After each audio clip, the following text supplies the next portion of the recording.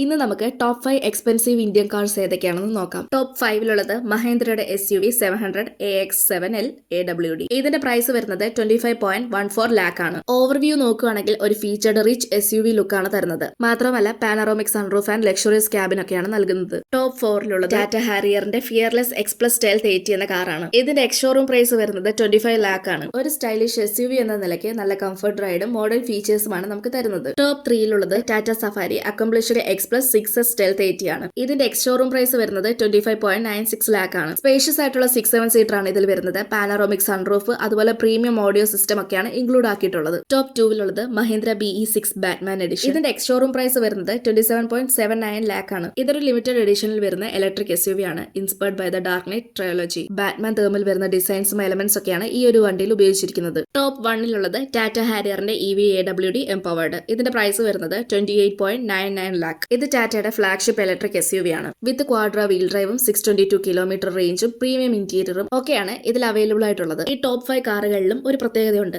അത് എന്താണെന്ന് മനസ്സിലായവര് കമന്റ് ചെയ്യൂ. ഇതുപോലെയുള്ള കൂടുതൽ വീഡിയോസ് കാണാനായി ചാനൽ സബ്സ്ക്രൈബ് ചെയ്യാനും ഇൻസ്റ്റഗ്രാമിൽ ഫോളോ ചെയ്യാനും മറക്കല്ല്.